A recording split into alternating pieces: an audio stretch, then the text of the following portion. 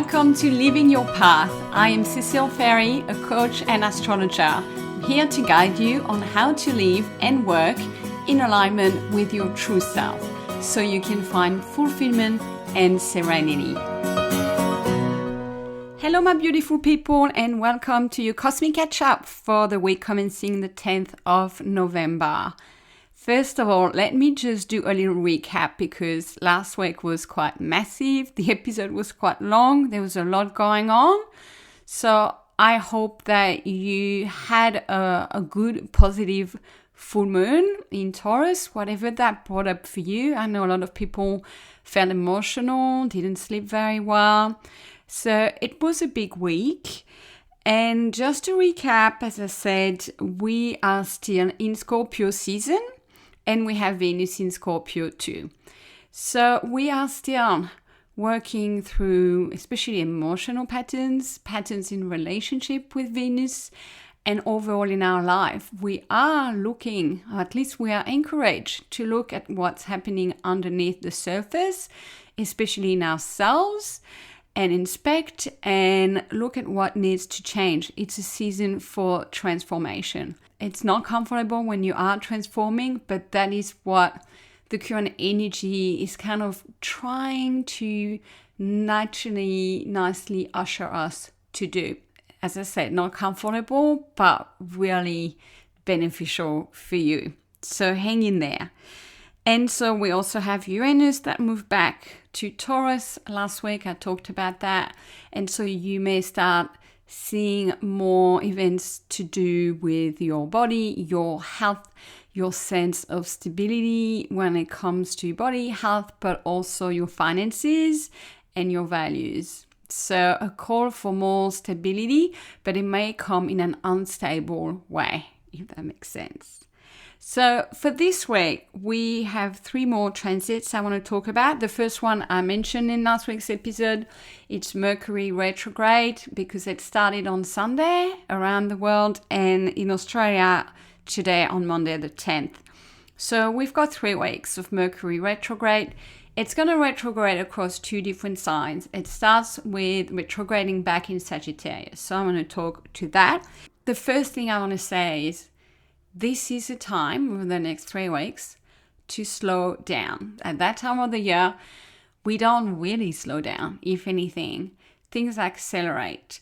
So I think it's very nice and very timely that we get to slow down a bit, especially after everything that's been happening. And I don't know in your lives, but if there've been a lot of changes at work, in your personal life, your health, your family over the last couple of weeks, this is catch-up time. This is a time to kind of put the bags down a little bit and just review what's been happening and where you're at and where you want to go next. Now, being in Sagittarius, I want to say this is about big picture thinking. So let's start with, retrograde means we're looking back. Look back how far you've come this year. Look, everything that's happened, where you were in January and where you are now. And be it in Sagittarius, it means, 2 possible things. It could be to do with travel and exploring other cultures. So you may be like learning new languages, or you may be going back somewhere you've already been on an adventure or to travel. The other side of Sagittarius energy is to do with your mind, as in your belief system, what you really hold for truth. So this is a really good transit to inspect some of those truths that we have been adopting for some time and to ask ourselves, do I still believe that? Do I still abide by that? Do I still want to live my life according to this belief? So that's why if you don't slow down, you can't do that work. And that is the gift that we're being given. And so I want to leave you with a couple of questions to help you. You can ask yourself, where are my beliefs outdated? Where am I sure that I'm right? Because we can be like a little rigid sometimes, and we think we're really right in a certain situation, and this is a really great time to question it.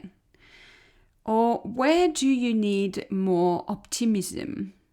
And where is meaning for you? What does meaning mean for me right now? What has meaning? So, big question. Sagittarius energy is high-level consciousness. We're kind of invited to be wise over the next 3 weeks and kind of replay a little bit and being like, okay, what do I want to continue to believe? The second transit I want to talk about is Jupiter is moving retrograde this week. It will happen on Tuesday in the US and in Europe, and it will happen really early in the hours of the morning in Australia on the Wednesday. And it will be retrograde for some time. It has entered Cancer in June, and this is the opportunity again to stop and look back. Same deal. Different planet, different energy in Cancer, but same principle of going over what has happened, and especially look, what have you learned since June? What has shifted in your life, especially when it comes to your emotional needs? Because Jupiter will send you some lessons. In Cancer, it's about care and emotional care and emotional security. So have a look at your belief about your emotions, your emotional needs, about being vulnerable. So this is a transit that is inward. Retrograde are really putting the energy from the external focus to the internal focus. So there may be less happening in your external life when it comes to your emotions and your personal needs, but you are actually still learning. It's just more an inward process. And it's also a time where, because the energy is turned towards yourself, Cancer is a very intuitive sign. You may find yourself being extra intuitive. Now you're given that additional boost of intuition, and it's a really good time for proper self-care, turning the care inwards, in particular if it's difficult for you. If you love to help other people and you find it really difficult to put your needs first, that is the transit for you, my friend. And you may also be looking back at the past, at your family, your childhood. This could be a theme. Again, going over and having certain insights there. So again, between Mercury going retrograde and Jupiter going retrograde, things are slowing down. This is a time to reflect, not a time to go all guns blazing, acting out.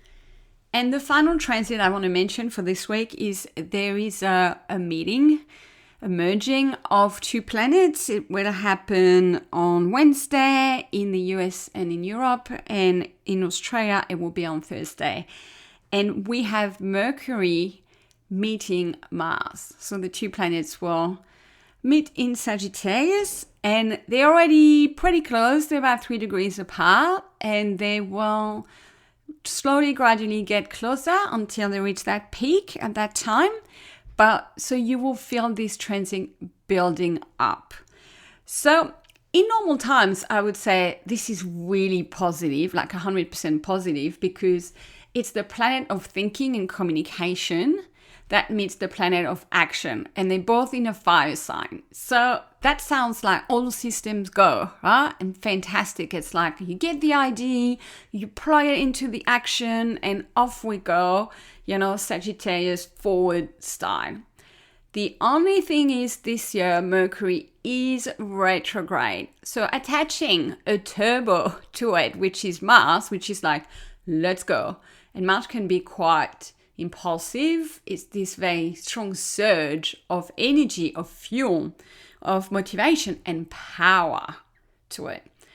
So I will say take this with caution, because there's an added risk of you feeling suddenly inspired to do something, right? And kind of running with it and maybe making a harsh, maybe hasty decision without properly thinking through what may happen. So that is why I'm saying it. But that being said, there is a gift in that. It's not every day that Mars is conjunct Mercury retrograde. But what I'm saying is really lean into the Mercury retrograde side, which is reflect, reassess, like consider, ponder before you do anything. And just see, you will definitely feel like more excited, I think, through it, more inspired, more optimistic, and you may have sudden insight, definitely. And so something will come out of it. But I would say, whatever you want to get done as a result of that, I would say pause it. Like, plan it. Think about it, maybe prepare it, write it down if you want to have a specific conversation, if you want to book something, if you want to do something. And I would say get back to that once retrograde is over. But you will get the insight. Like, there will be a mini spark happening. But because Mercury is retrograde, it's not the ideal time to make major decisions. So use it as a spark of consciousness, of inspiration, and you might really think bigger and you may have brilliant ideas, absolutely. But then some of you may actually feel a little scattered because of the retrograde energy. But some of you might feel like, okay, I'm ready to go, but just try to pause and not make any major decisions because you will feel like making some decisions. I hope this makes sense. So that's what we're looking at. And again, across those transits, ideally personalize what I've said based on your birth chart, looking at which house, looking where is that Mercury retrograde currently in. For me, it's transiting through my first house. So the belief that I'm looking at, I believe linked to my identity, the way I show up in the world, or my appearance, or my body, If it was the second house, it would be my beliefs about money, about self-worth. If it was my fourth house, it would be belief about my home and family, and so on. And same, where is that Jupiter retrograde going over in your chart? And where is that Mercury-Mars conjunction happening? Because it will help you see where the potential action is and what you need to consider carefully. So that's it, my friends, for this week. Next week is another big one where we'll have the new moon in Scorpio and lots of transits around it. So I feel like it's going to be another power week. So enjoy the slower pace this week and really take some time to journal, to reflect. And this is not bad. Like, I know the world will say we have to go, go, go. But there's actually strong merit in carefully thinking through and reassessing and realizing how far you come and what's working and what's not. So that is the focus for this week. Have a nice, quite slow week. And I will be back for the next update next week. Bye, everyone.